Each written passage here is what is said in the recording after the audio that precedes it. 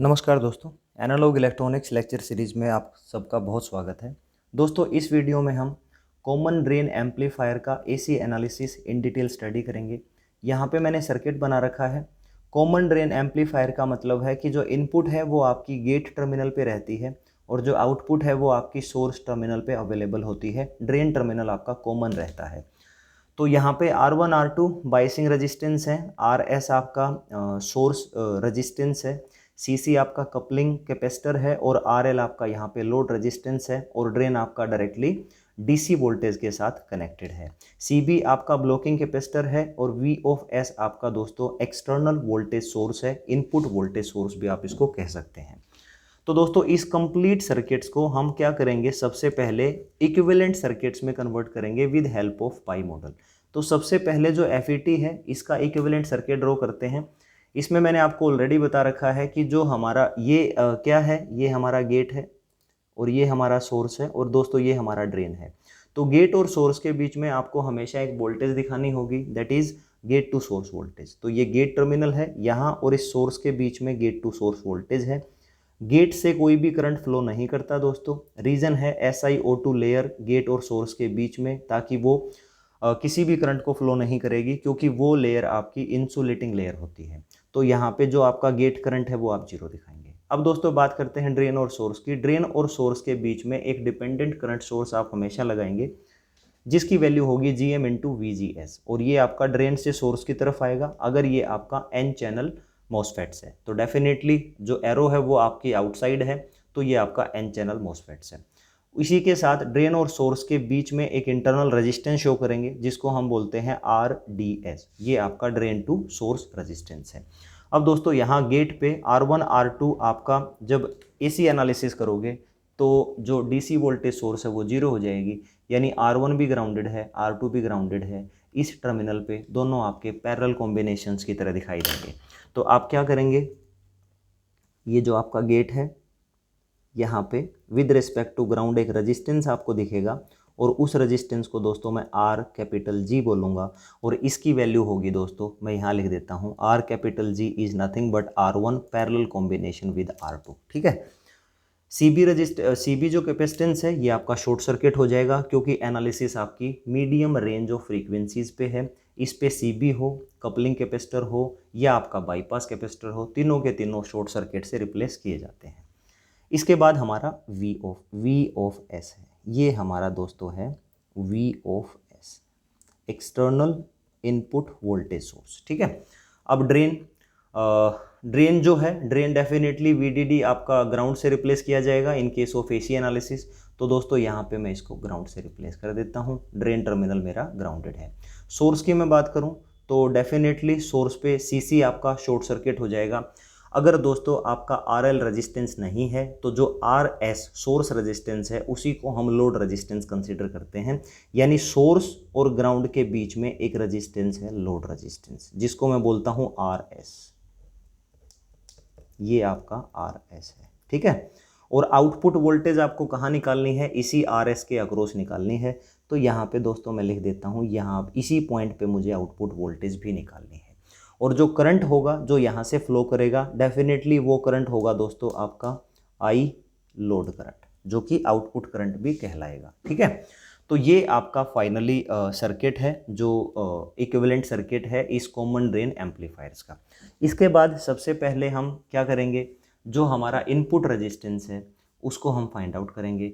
Input resistance के लिए दोस्तों सबसे पहले क्या होगा, input voltage upon input current. Input voltage क्या है पहले उस पर कमेंट कर लेते हैं। इनपुट वोल्टेज है दोस्तों गेट टर्मिनल पे जो वोल्टेज अवेलेबल होगी वो इनपुट वोल्टेज है। इसका मतलब गेट टर्मिनल का वोल्टेज फाइंड आउट करने के लिए मुझे गेट टर्मिनल से होते हुए किसी एक रास्ते को फॉलो करना है और मुझे ग्राउंड तक पहुंचना है। यहाँ तक मैं पहुंचा हूँ। अब यहाँ वोल्टेज फाइंड आउट करनी है।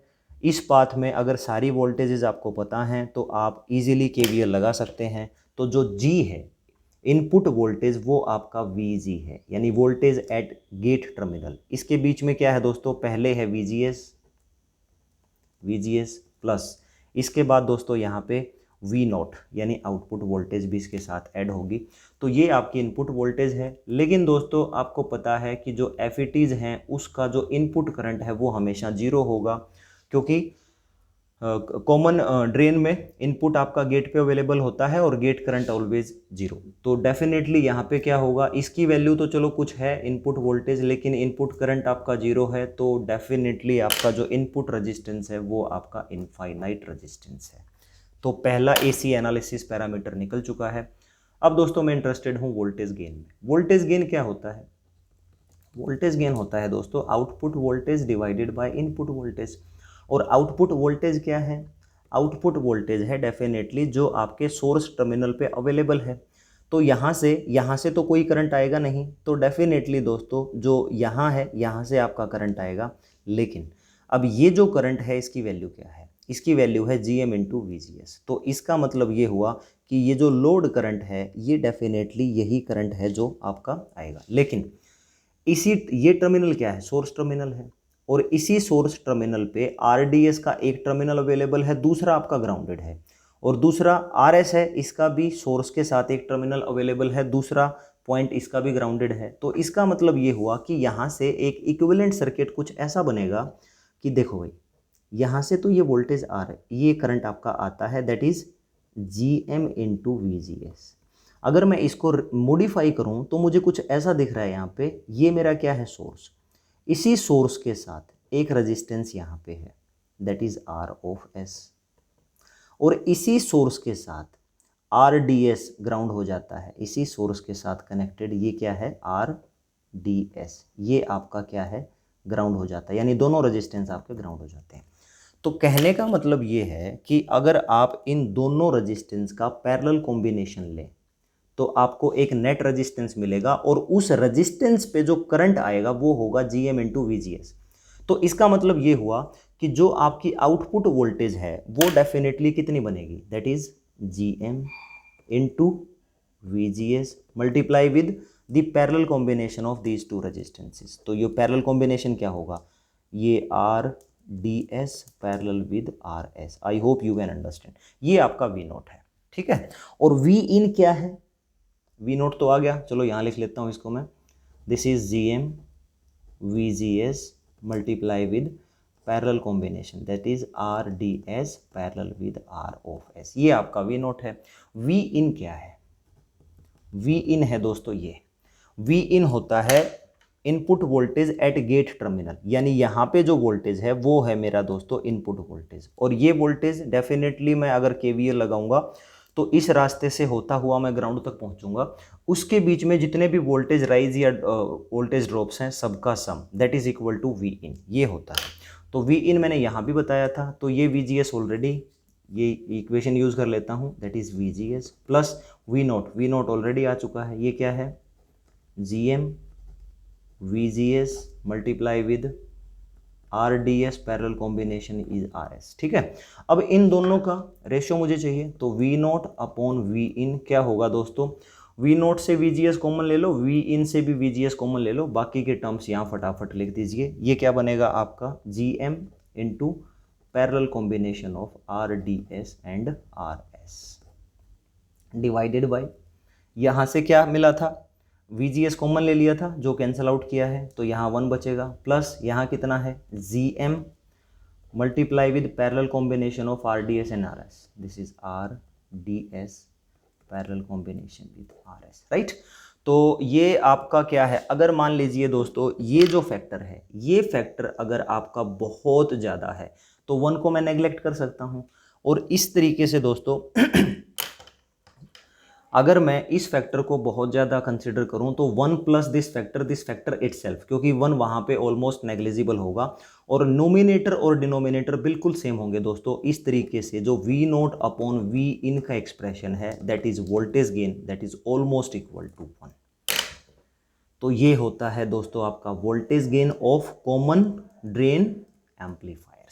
कॉमन ड्रेन मतलब एक कॉमन कलेक्टर की तरह हुआ, तो यहाँ पे उसको मैं अमीटर फॉलोवर बोलता था, उसको भी मैं वोल्टेज जो था वोल्टेज गेन वो 1 होता था, यूनिटी वोल्टेज गेन। और यहाँ पे भी मैंने इसका प्रूफ आपके सामने दिया है दोस्तों कि जो कॉमन ड्रेन एम्पलीफायर्स हैं उसका voltage gain almost equal to 1 होता है। और अगर कोई आपसे पूछे कि प्रैक्टिकली कितनी वैल्यू होती है तो आप कहेंगे डेफिनेटली 1 से कम होता है, ठीक है, क्योंकि यहाँ पे 1 प्लस समथिंग है और नोमिनेटर्स में सिर्फ ये वैल्यू है। तो ये है दोस्तों आपका input resistance end voltage gain. ये मैंने यहाँ सर्किट लिया था, इस सर्किट का equivalent circuit using pi model आपके सामने रखा था। आई होप ये वीडियो आपको बहुत अच्छे से समझ आया होगा। नेक्स्ट वीडियो में इसी कॉमन ड्रेन एम्पलीफायर्स का जो आउटपुट रेजिस्टेंस है उसको फाइंड आउट करेंगे। This is the end of the video. Thank you so much for watching this video.